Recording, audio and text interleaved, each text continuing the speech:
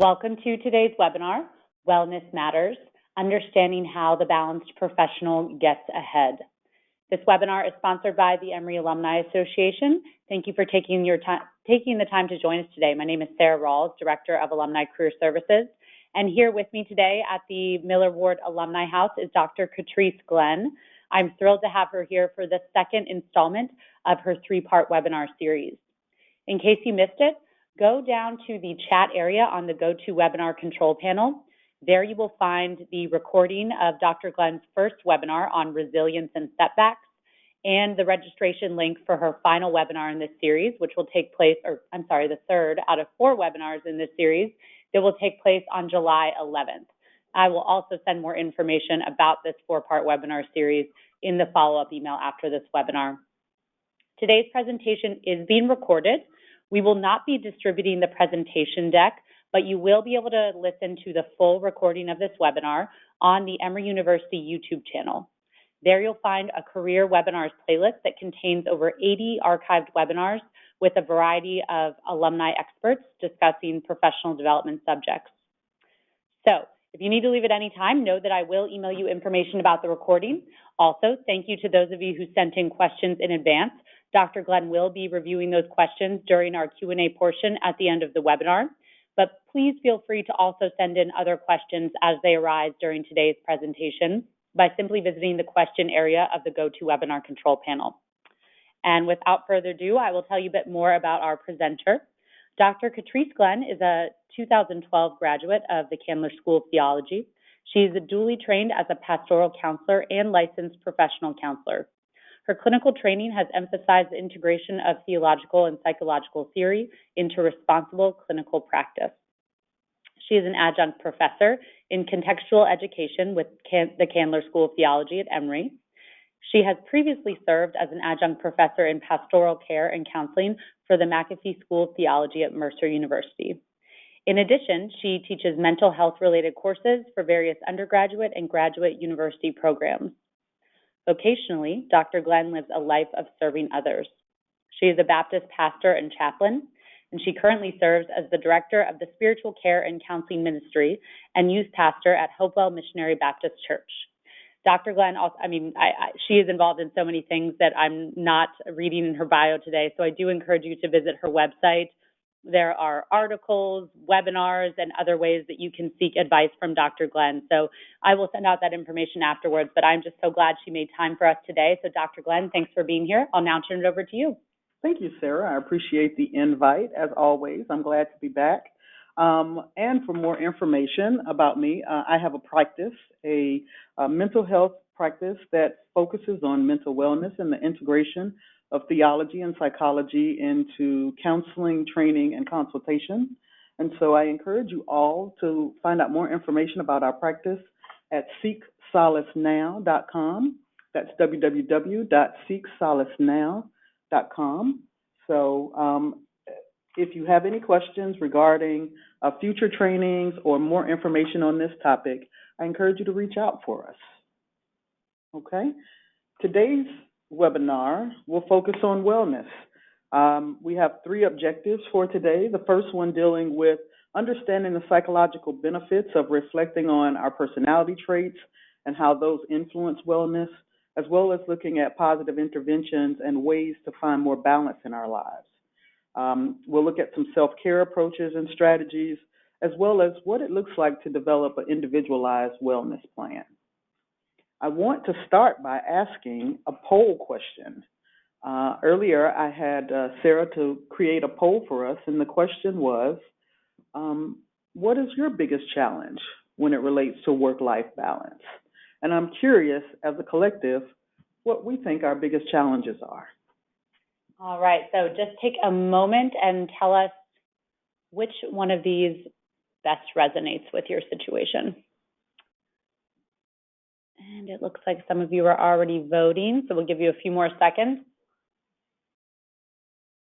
And while we do that, I will say that this is a topic that I come in contact with very often in my practice. I work a lot with professionals who are mid-management and upper management, and they struggle with self-care, balance, and finding ways to navigate all the different responsibilities they have in life while trying to stay centered. Absolutely. And so that's one of the motivations for having today's topic.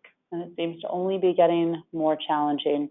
All right, so 60% of you have told us that there is simply not enough time, and we are definitely hearing that more and more. 7% said work-life responsibilities are simply too much, and 27% would like to know how to get there. 7% of you said other, so if you'd like to type in what else you think of as your biggest challenge in the question area, we'd love to know. But it's interesting, no one said it's not a priority, which makes sense because you came out today. So thank you for responding. Wonderful. And believe it or not, that is the number one thing I typically hear is, I just don't have time for it. There are just too many things or too many responsibilities, or I feel that I'm pulled and turned into different directions and not able to focus on work-life balance. And so I'm glad that you've come here today. That's one of the first things that we're going to address. What is wellness? What is work-life balance? And then how do we prioritize it so that we do have time for it? Okay, so just to lay the foundation, wellness is a dynamic state of physical, mental, and social well-being. And that's really important for us to recognize, is that it's a state of being, a state of well-being. The goal of wellness is not the elimination or alleviation of things, but rather the creation and maintenance of things that are healthy for us, things that minimize distress and create a sense of overall good physical health, good mental health, good emotional health, good spiritual health. In other words, wellness deals with working toward having a good quality of life. And that's what the focus has been in much of research lately, is how can we focus not just on problems and resolution, but focus on healthier lifestyle, focus on moving forward, focus on adding things that are positive and useful to us versus just focusing on things that need to be negative, that are negative and need to be removed. And so there are some factors related to well-being. There are factors such as a sense of belonging, personal safety, a sense of having financial stability. Resilience is a huge factor of well-being. That means that you have the ability to bounce back from adversity. Having meaningful relationships, spirituality or sense of greater other, creativity, mental rejuvenation, physical activity, getting proper sleep, proper nutrition. All of those are factors that influence our sense of well-being and how we feel, how well we feel. There are two different ways to look at wellness. One is that there's a perceived wellness. And perceived wellness just means it's how we see and evaluate how well we are across different domains. Those domains may be how well we are emotionally, or how well we are in our occupational journey, how well are we physically, or in our social interactions and relationships. How well are we intellectually? Are we being challenged? How well are we spiritually? Do we feel connected to greater other? And so perceived well-being and wellness is one of the primary ways we look at evaluating wellness. Another way is to look at aspirational wellness. Aspirational wellness deals with where I want to go, where I'm hoping my wellness can reach, or the goal I'd like to achieve in wellness. And sometimes, unfortunately, those seem vastly separate depending on where we are in our personal state of mind. But it's really important for us to begin with a self-awareness and assess, in certain areas of our life, in these different domains, how well do we feel we are, and where do we need to go? What goals and aspirations do we have for that? Toward the end, we'll talk about an individualized wellness plan and different ways that you can begin to strategize a plan for growth. If your perceived wellness is not at your aspirational level, let's look at ways to get there. So, as I'm sure many of you are aware, professional wellness is something that's on the forefront of many conversations in corporate environments, in organizations, and in higher education. And so here's the interesting quote by Chris Boyce, who's the CEO of Virgin Pulse. And he says that modern life is taking its toll on employees and leaving them overwhelmed, stressed out, and depleted. That has a major impact on how engaged and productive people are, both on and off the job. So leading employers are taking steps to change that. And so this leads us to where we're headed professionally.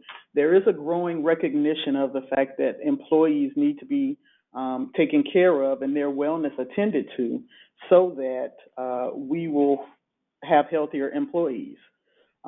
There are benefits for the organization as well as for the professional to focus on wellness. The organization, through different research methods, has looked at different benefits such as reducing healthcare costs when you have healthier employees, decreasing rates of illness and injury, decreased rates of absenteeism, and lower levels of stress. They also find, contrastly, that they have increased productivity and increased morale, increased physical fitness, and overall sense of well-being when companies and organizations focus on wellness initiatives for their employees.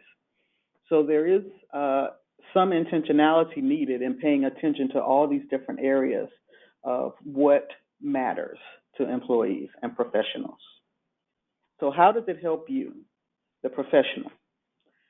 When you focus on wellness and focus on being intentional to improve your overall wellness approach to life, you have a greater potential for a positive outlook. You're better able to visualize success, think outside the box, enhance your ability to imagine new and great things. You seek harmony. You're better able to have measured responses, increased confidence, mental agility. You're more likely to avoid burnout when you attend to your own wellness, as well as increased concentration, ingenuity, and creativity. And so all of these are personal, professional development pieces that are tied to wellness and would help any professional grow in their organizational and their professional journey, but also in their personal goals as well. And so now that we've set the tone for that, we want to look at what other factors in our personal lives influence wellness. Each person has a different approach to wellness, and there's some factors that are connected to that. And so the factor that we want to look at first is our personality. Each of us has a unique personality, and our perceptions of wellness hinge on how we understand ourselves and our particular personality traits. Personality traits play a major role in how we perceive ourselves and how we perceive our growth in the world. There's research that says that personality has been found to correlate strongly with life satisfaction. In other words, your particular personality and how you approach the world has a lot to do with how satisfied you feel in life. So what is personality? Personality is that thing that makes you, you.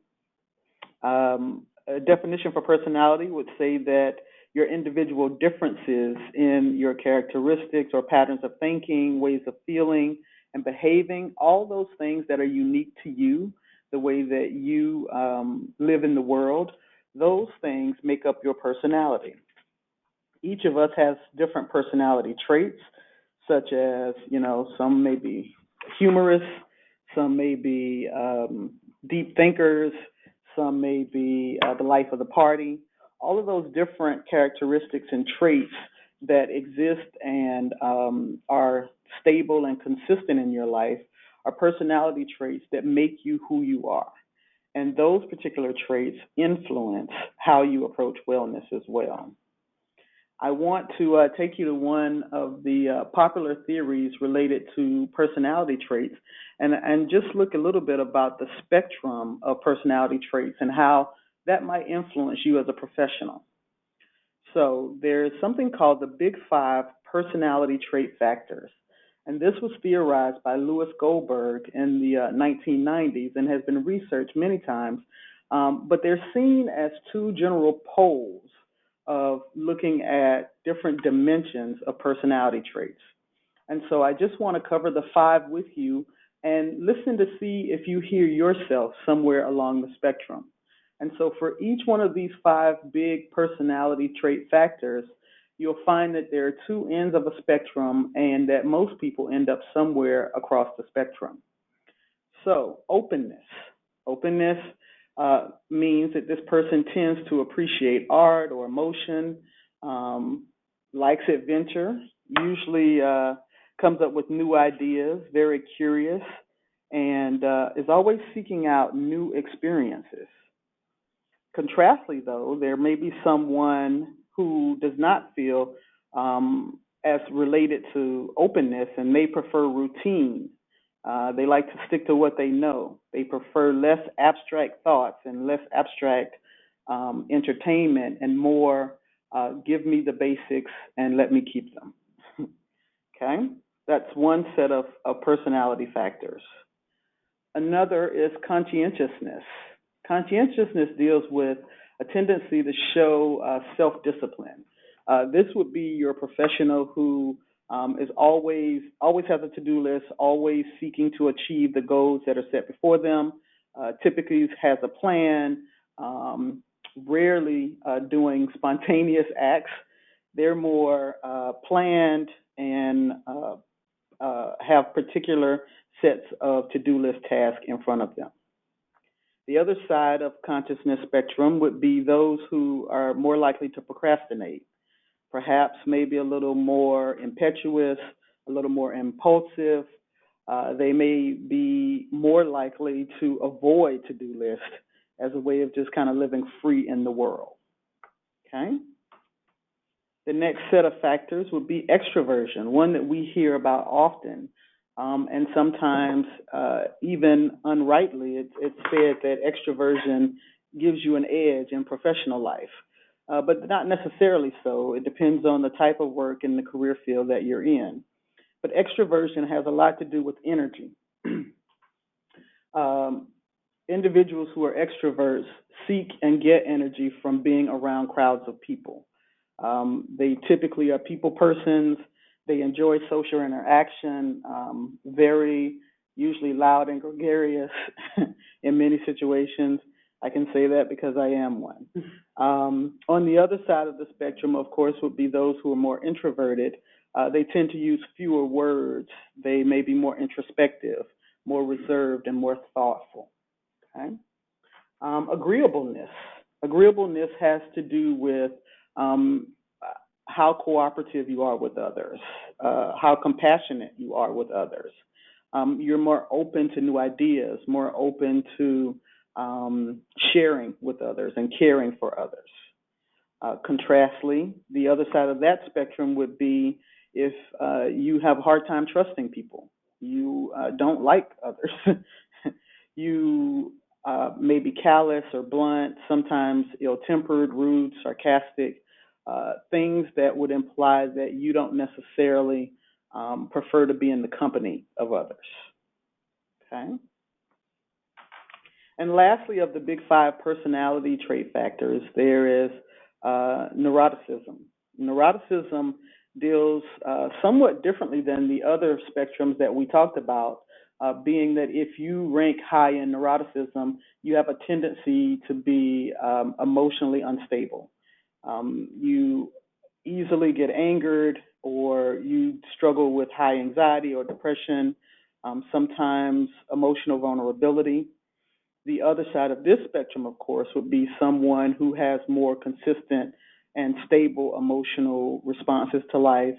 They're more adventurous, sometimes more brave. They're less prone to worry and doubt. Okay?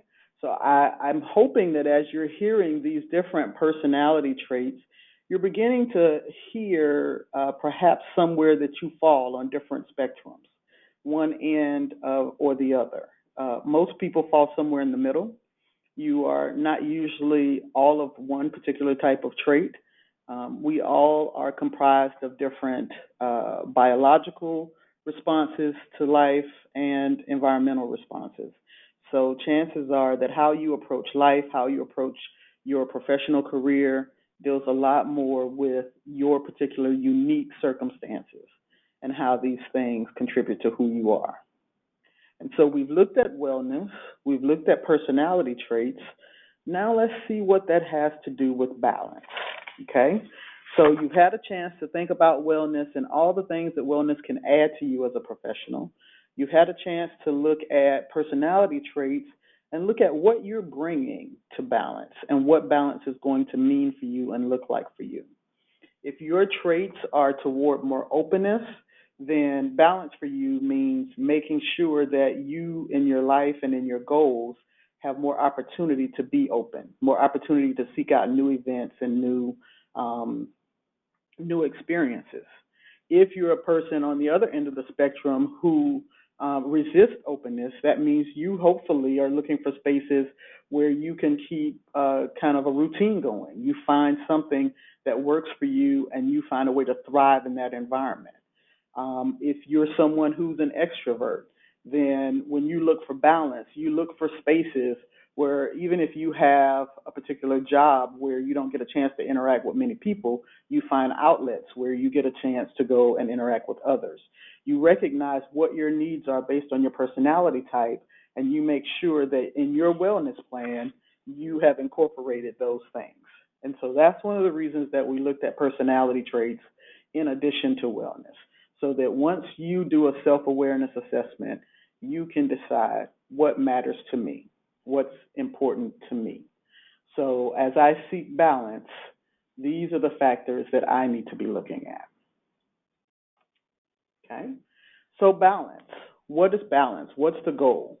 The goal is harmony.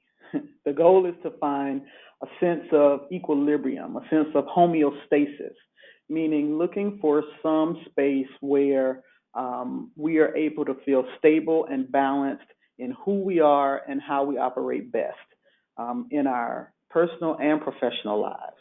That's the goal of balance, is to find for you what is that unique mixture. For some people, you know, having a job that is their passion would be wonderful. It would be nirvana. For others, having a job that's their passion means they're prone to being a workaholic. They wouldn't know how to say no. They wouldn't know how to step away from it. So it's really important for you to look at what does balance mean for you. One of the questions that I saw come forward is a question about being an entrepreneur and how do you separate and balance being an entrepreneur and also having a personal life, because being an entrepreneur usually means you've gone into business doing something you like. It also means when you're starting out in a business, it requires a lot of you. It's not a 9 to 5. It's not a punch a clock and let it go. It becomes something that is a bit of a lifestyle for you. But that's where being intentional to separate out the things you're good at, the things you enjoy, from the things that you need to be healthy are important. Finding the spaces, finding the lines of balance for you. Work is meant to be helpful and life-giving, not necessarily life-draining. And when it reaches the point that it becomes life-draining, that no longer is in balance and equilibrium. It is taking you into a place of distress. And so, why is balance important for you? Well, first of all, true health comes from living a balanced life. Without balance, something will feel askew. Sometimes stress creates a sense of being overwhelmed. When things are out of balance, our mental state is out of balance, our relationships are out of balance, sometimes our physical health are out of balance. All of those things create a situation for us that is unhealthy. So true health is the goal. Second, balance is key to achieving all of your goals and dreams. When you're more balanced, you're focused, you're able to concentrate, you're creative, you're imaginative, you're able to put your best self forward. And your best self will help you reach all the goals and dreams that you have. Without that, you may be focused in the wrong places. You may be focused on just trying to reduce stress versus trying to optimize the gifts and the talents that you have. So balance is important. I know that there was another question that was posed about how do you keep balance, and once balance seems like routine or monotony, what do you do with balance? Well, there is a list that we're going to cover in about 5 minutes or so of different things that you can do. One of the things I always suggest is there's always a way to do something differently. There's always a way to add something new. For example, if balance for you is just riding your bicycle and working out 5 days a week, yes, that will become monotonous. But maybe perhaps you need to train for a triathlon. Maybe you need to find some new way to energize your creative thought process that breaks the routine but still meets the goal that you need. So balance can change as often as it needs to, and your balance plan can as well. So one of the ways to look at balance is to see how it's connected to our sense of purpose, and they are very closely connected. Oftentimes, we feel more energized when we feel like what we're doing matters.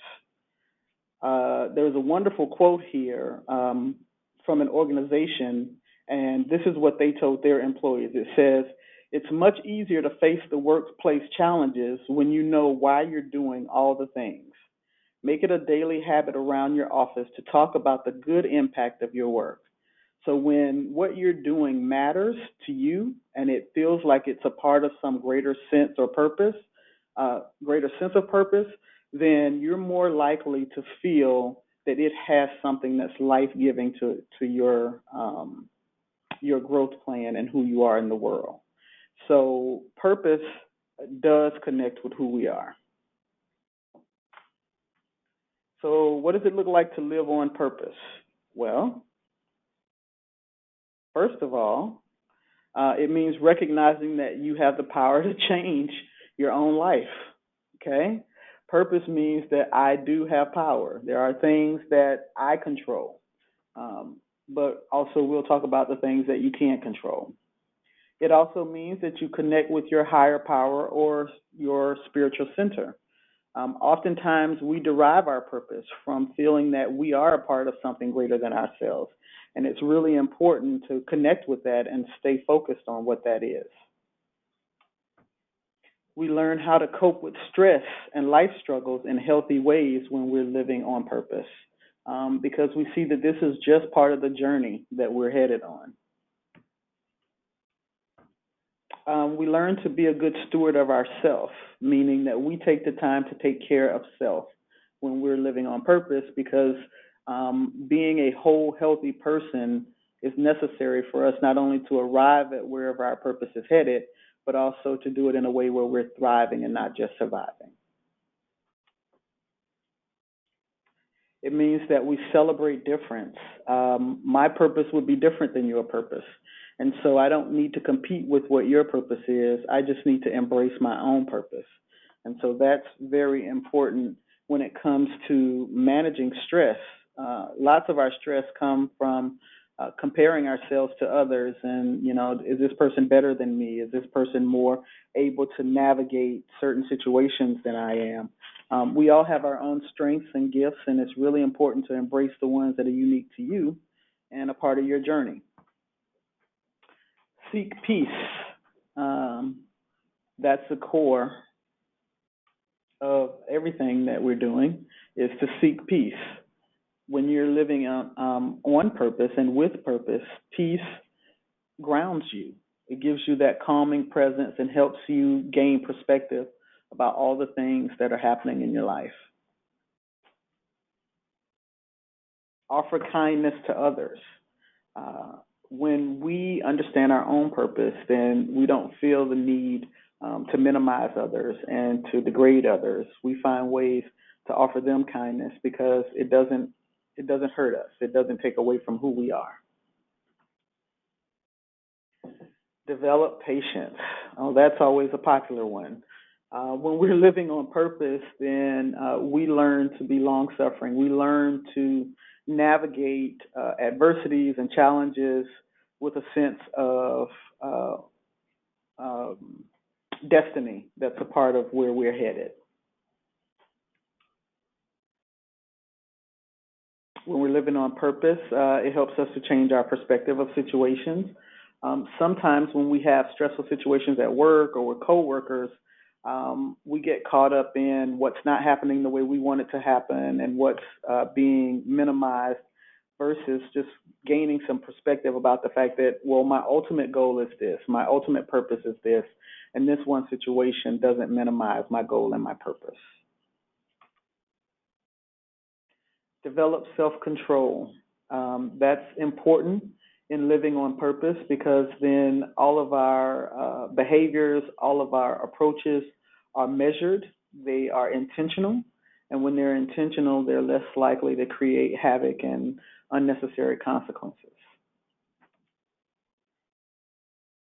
Being productive is closely tied to knowing that you have a purpose.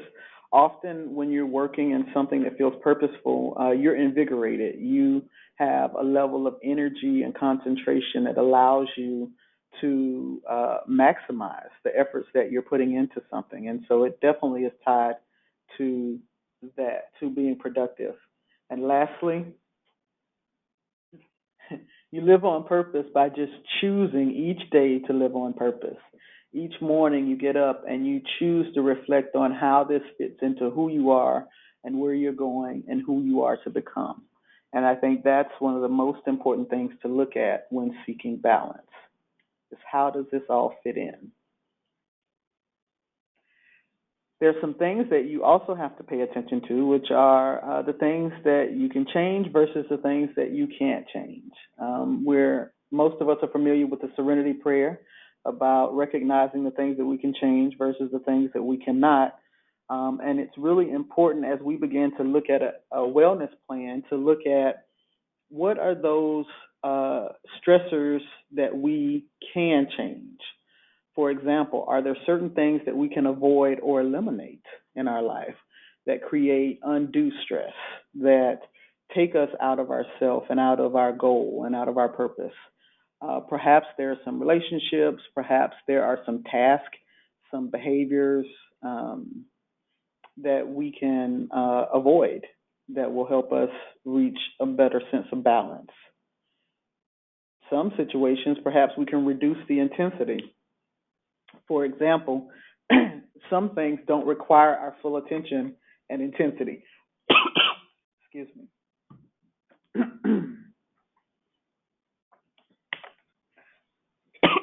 Excuse me.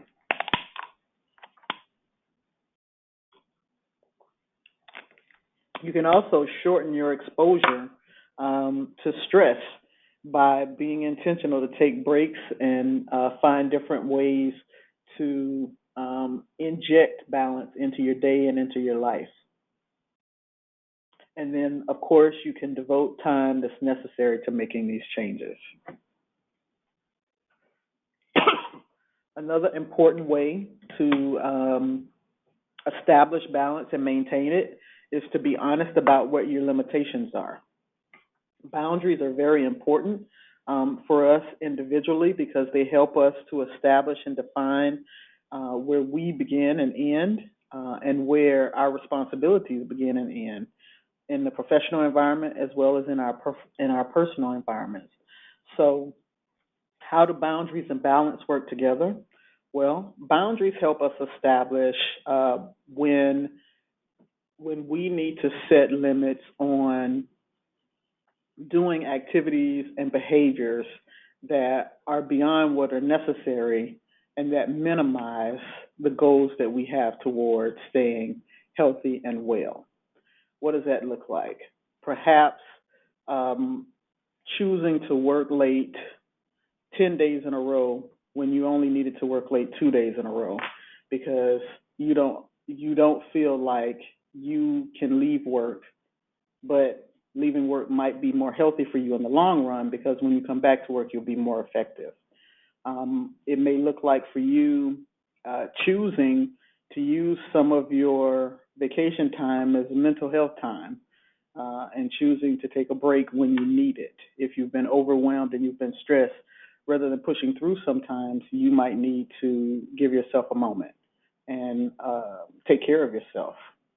So boundaries are very important. They help us to regulate our emotional and physical and intellectual spaces, and they're necessary for us to have a healthy, balanced professional and work life. So here are some interventions. Earlier, I mentioned that we would be talking about an individualized wellness plan. Here are components that you can use to develop your individualized wellness plan.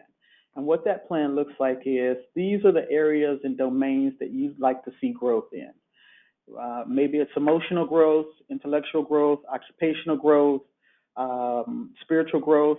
Whatever those domains are, here are some interventions that might help you, one, stay balanced, stay healthy, stay well, and help you reach your balance goals. So, one, get into a peaceful space and place. Begin each day, if possible, with getting centered, taking time for meditation, 5 minutes to do deep breathing, or to reflect on what is your goal for that day, what is your purpose in that day, how can you connect with who you are versus just your to-do list. And that's perhaps getting connected to spirit, connected to your inner goals. All those things are important. Also, reflect on what's positive about you and your situation. Many times we focus on the negative versus the positive traits that we have, or the behaviors that we've done that we think are negative versus focusing on the positive. There are many situations where you did do the right thing. You are getting ahead of your plan. You are taking care of yourself.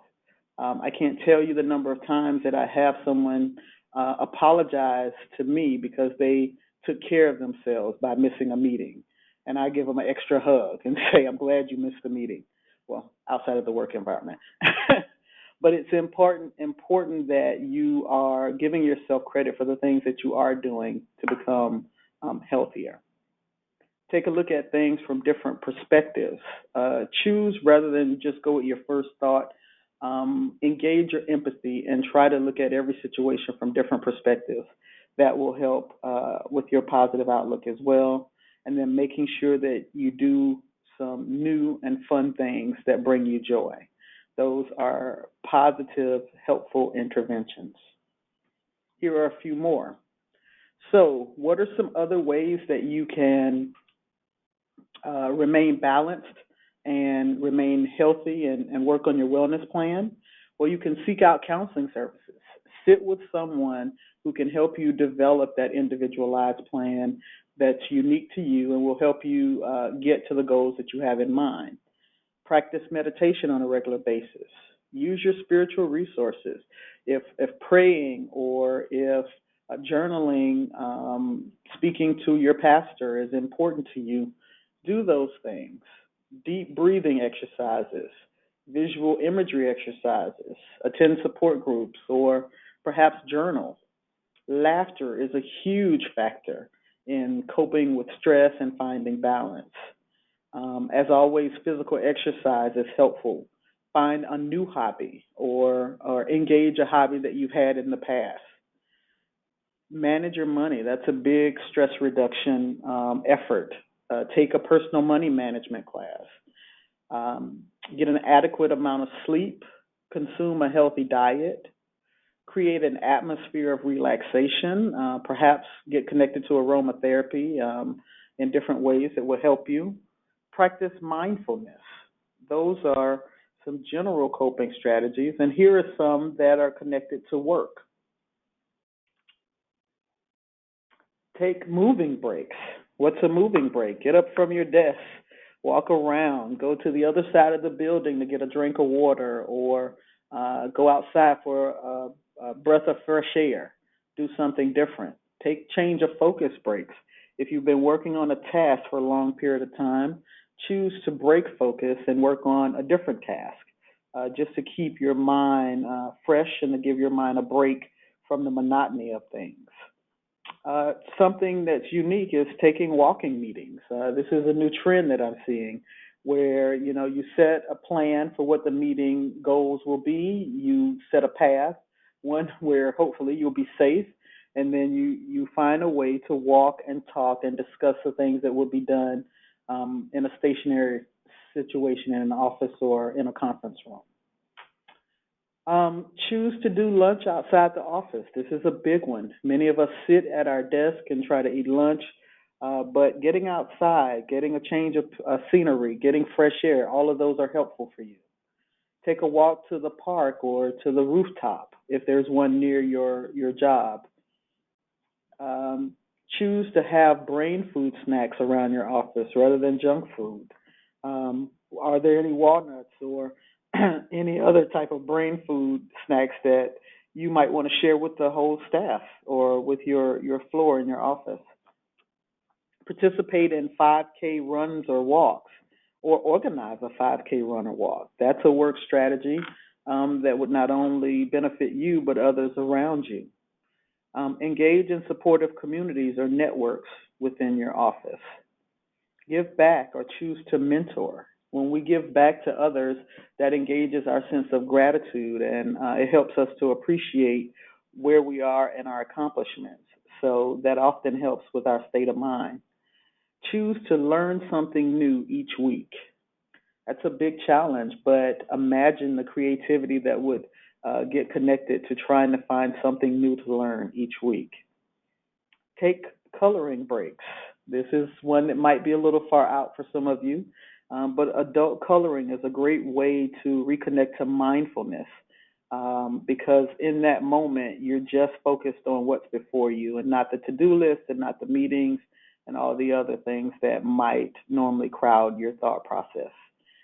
Get a wellness app, an app that reminds you throughout the day to take care of yourself and offers you different things like meditation or visualization exercises.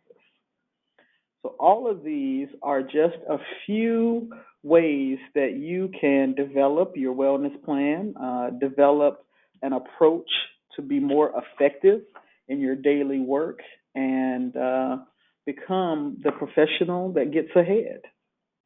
So in conclusion, we've discussed how our personality traits and the fact that we're all different affects our particular approach to wellness.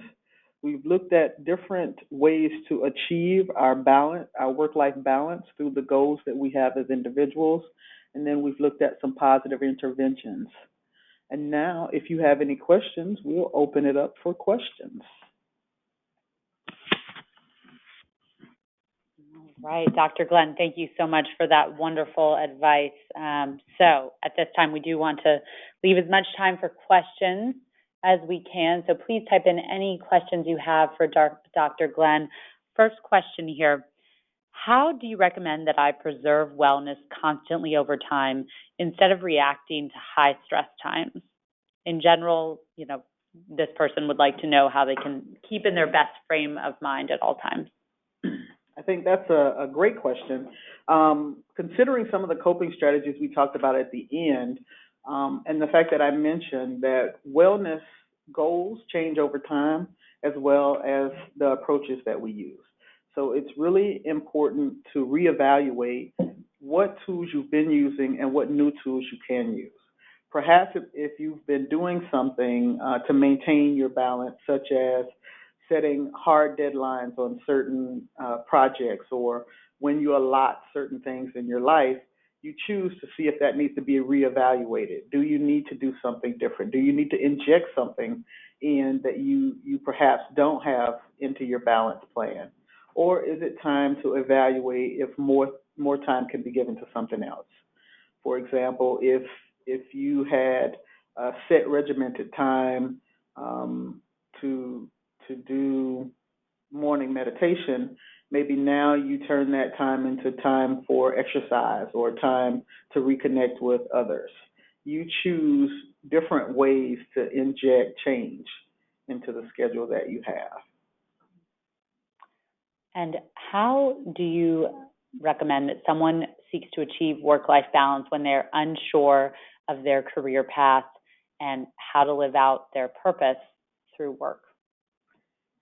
Another great question. And we talked a little bit about purpose. We talked about how important it is. And one of the things that is challenging when we are searching for a job or have uncertainty in our life is choosing not to get obsessed with what we don't have and yet focus on the things that we do have. So if our goal is to maintain balance, then we need to put clear boundaries and parameters around the things that are still important to us. There are many balance initiatives you can do without finances. So even while you're searching for a position, you prioritize how much time am I giving to this versus how much time am I going to focus on making sure that I stay centered and grounded. So when I do get this new position, I'm my best self and I can function as best as possible. Okay, great. And also, speaking of work, I love this question because I agree, and especially for the entrepreneur who you mentioned, how does one strive to maintain work-life balance in an environment where the line between work and personal life is increasingly blurred? There again lies the question about boundaries and setting clear expectations for what is work time versus what is personal time. One of the things that I've talked to you about and I've talked to others about is the increasing number of professionals who work at home and how easily that line gets blurred when you have access to all of your personal to-do list items as well as you have a long work day. But it's very intentional to have dedicated space mentally and physically for work task, separate from personal task, and choosing to do the same thing in your personal life that you would do if you were working in an office every day. So the thing that I say is it's still boundaries. It's still about setting clear boundaries around what is the priority today. Is the priority more to make sure these work tasks get done, or are there personal priorities that need to rise to the top of the priority list that day? Okay. Right. And going back to the initial assessment of what we need in our work-life balance plans, we talked about personality traits. I'm curious how you believe people can actually objectively measure their own traits. Do you involve friends and family members? Because one might think that they are much more open than they actually are. Oh, wonderful. And that's very true. And there are assessments that you can take. There are actual personality trait assessments. Typically, you need to do that with a professional, a mental health professional. But the self-awareness is, are there traits that I can identify that have been consistent and stable throughout the majority of my adult life, young adult and adult life? And, of course, there are times when our perspective of that is skewed, but it does help to have the input of others who know us well and who have seen those traits in us. I'd like to think I'm a great comedian, but that may not be the case if you ask all my friends or relatives. So as open as I believe I am, perhaps they can offer some light and help me to understand better areas where I might be able to grow or areas that I should include in my growth plan. Okay. All right. And as we are weighing the factors in our life that are causing us stress, you mentioned at one point your job just might be putting you in a situation where you can't find balance, but we all can't leave our jobs right away. So how do you suggest that we actually weigh the factors in our life that are causing us stress and make the decision of when something needs to drop, when a friend needs to drop, or it is time to leave a job? How do you decide that? I think it's really important, going back to purpose first, to have a clear sense of purpose in your life. And if you haven't connected to that, that's the first place of reflecting. Once you have a clear sense of purpose, then you look at those positions, those relationships, those situations that either are adding toward that goal or taking away from that goal.